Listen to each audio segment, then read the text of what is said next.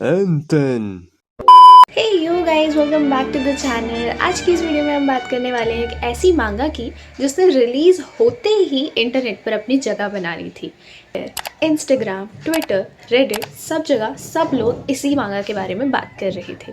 Yes, we are talking about Kagurabachi, जो 2023 में release हुई थी।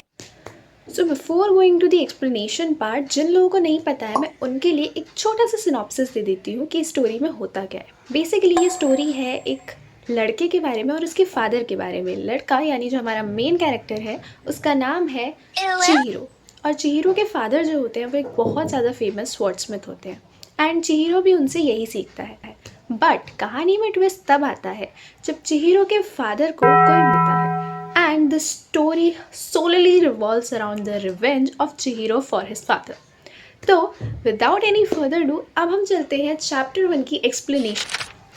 सो चैप्टर 1 की शुरुआत होती है चिहिरो और उसके फादर के एक बहुत ही ऑर्डिनरी दिन से, जहाँ पर वो दोनों नॉर्मली बातें कर रहे होते हैं एंड चिहिरो बताता है कि उसके फादर का नाम रोकुहिरा कुनिशिगे है और वो एक बहुत ही फेमस स्पोर्ट्समैन है और वो उनके अंदर ट्रेनिंग लेता है, जैसे मैंने आपको इंट्रो में बताया था।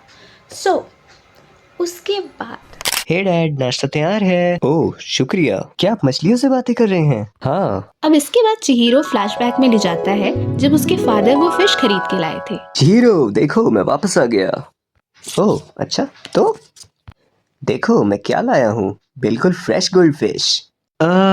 तुम खुश नहीं हो इन्हें देख के? डैड, आखिर उनका ख्याल कौन रखेगा? आपको आता भी है। वो दुकानदार तो बोल रहा था कि ये गुड लक का चार्म होती हैं। उसने आपको बेवकूफ बना दिया। अरे पर उसने कहा था कि इनका कलर हमें बुराई से बचाता है। अच्छा, तो इस मल्टी कलर वाली का क्या? तो यही सब हुआ था एंड उसके फादर ने डिसाइड करा कि वो इन फिश का अच्छे से ख्याल रखेंगे। इसके बाद कहानी में एक नया कैरेक्टर इंट्रोड्यूस होता है जिसका नाम है शिबा, जो चिहिरो के फादर के एक पुराने दोस्त थे। एंड उसके बाद ये तीनों, चिहिरो, उसके फादर और शीबा, ये तीनों अंदर जाते हैं और कैजुअली बातें करते हैं। चिहिरो, तुम्हें पता है ना तुम्हारे पापा एक अच्छे टीचर तुम हैं। थोड़ी देर शांत नहीं रह सकते शिवा? लेकिन तुम्हें ये भी पता होना चाहिए कि वो सेताई वॉर के टाइम पे सोल्जर्स से ज़्यादा तुम्हारे पापा का नाम था। जो स्वॉर्ड्स इसने बनाई थी वो उस टाइम पे बहुत काम आई थी, इन्होंने काफ़ी जानें बचाई है। वो एक हीरो है। हाँ हाँ अंकल जी, मैं ये कहानी 100 बार सुन चुका हूँ। वैसे तो मैं ज़्यादा बताता नहीं, पर तुम काफ़ी खुश नज़र आते हो इसलिए मैं बता देता हूँ। इसके बाद शिवा अपने घर चले जाता है और चिहिरो के फादर उससे बोलते हैं कि अब वो 15 साल का हो गया तो उसे स्वॉर्ड स्मिथिंग के बारे में कुछ ऐसी चीज़ें जान लेनी चाहिए जो कि लेस इंजॉयबल होती है। फिर वो उसको लेके जाते हैं अपनी स्वॉर्ड्स दिखाने। हे चिहिरो, क्या तुम इसके लिए तैयार हो? मुझे नहीं पता, पर मैं अपनी पूरी कोशिश करूँगा डैड। और बताते हैं कि अगर स्वॉर्ड्स गलत हाथ में चली गई तो किसी अच्छे इंसान की जान भी जा सकती है और हर स्वॉर्ड्समिथ को इसका भार उठाना आना चाहिए।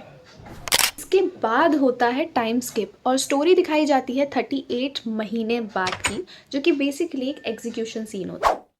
तुम तो आखिरी हो, तुम्हें आराम से मारूंगा। तुम्हारा दिमाग खराब है, एक ही चीज़ कितनी बार दिखाओगे मुझे? चलो अब अपने साथ वालों का नाम बताओ हमें, जल्दी। बेचारा कांप रहा है। वो तुम ही हो। तुम्हारे आने से पहले इस सिटी में कितनी शांति थी, पर तुमने सब छीन लिया। हमारी जमीन, हमारे पैसे, हमारी सारी कीमती चीजें, वो भी जबरदस्ती। और इसी तरह उस बेचारे से लड़के पर टॉर्चर दिखाया जाता है। लेकिन इसी बीच एक नया कैरेक्टर इंट्रोड्यूस होता है जो उस लड़के से पूछता है कि क्या उसने सॉर्सरी कभी देखी है या पहली बार है, क्योंकि इस नए कैरेक्टर ने उसको एक अजीब सी चीज़ से जकड़ लिया था। शायद उसी सॉर्सरी के बारे में वो बात कर रहा था और उसके बाद वहाँ से गायब हो जाता है। एंड इसके बाद सीन वापस मेन कैरेक्टर पे आ जाता है जो कि एक ट्रेन में शिवा के साथ ट्रैवल कर रहा होता है। चिहिरो, क्या मैं तुमसे कुछ पूछ सकता हूँ? हाँ। अगर तुम अपने इस कार को हील कर पाते तो क्या तुम करते? वैसे इतना बुरा भी नहीं लग रहा है ये। हर सुबह जब मैं मुंह धोता हूँ तो मुझे शीशे पे दिख जाते हैं और फिर अपना दिन मैं उसी नफरत से शुरू करता हूँ। भाई, तुमने अभी चिहिरो की आंखें देखी, बिल्कुल एम्प्टी, कोल्ड। एंड मुझे ऐसा पर्सनली लगता है कि अब उसके फादर की डेथ हो चुकी है और वो रिवेंज लेने की तैयारी कर रहा है। एंड इसके बाद ये दोनों अपनी डेस्टिनेशन पे पहुंच जाते हैं, जहाँ पे जाके इनको पता चलता है कि ये जो सिटी है इसको याकुजा से, यानी मतलब वही सीन जो हमें शुरुआत में दिखाया गया था, वो लड़के का टॉर्चर वगैरह वगैरह वगैरह, यस ये उसी जगह पे आए हैं। और वहाँ इन्हें पता चलता है कि ये सिटी याकुजास चलाते हैं। Then they saw these people जिन्होंने याकुजा पे अटैक किया था सिटीजन्स को बचाने के लिए, बट उन्होंने उनके साथ क्या कर दिया। मुझे उनका हाइड आउट पता है। चलो वहीं चलते हैं। तुम लोग तो बस यहीं बैठे रहते हो, उन्हें मारने में तुमने मेरी मदद भी नहीं करी।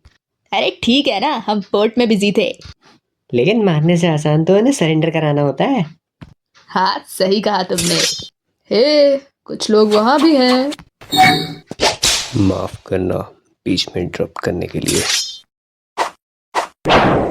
और भाई इसके बाद चिहिरो ने तीनों के गले एक साथ काट दिए। मतलब भाई क्या ही बैडेस इंटरेस्ट लिए।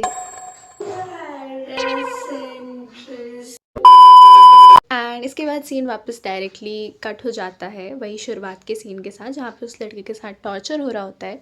सो बेसिकली वो लोग उसे धमकी दे रहे होते हैं कि अगर उसने इन्फॉर्मेशन नहीं दी तो वो उसके घर वालों को भी मारने जाएंगे। रुक जाओ, मैं तुम्हें सब बता दूंगा। और यहाँ पे फिर से चिहिरो भाई की एंट्री होते हुए, भाई कौन सी फ्लैश की स्पीड से चल रहा है चिहिरो, और उसने अपनी कोल्ड सी एंट्री के साथ सबको मार भी दिया था। कौन हो तुम और गार्ड्स कहाँ है? इस बच्चे के पापा का नाम रोकुहिरा कुनिशिगे है, याद तो होगा ही तुम्हें। मैं तुमसे कुछ सवाल पूछूंगा और उसके बाद मैं तुम जैसे लोगों को खत्म कर दूंगा।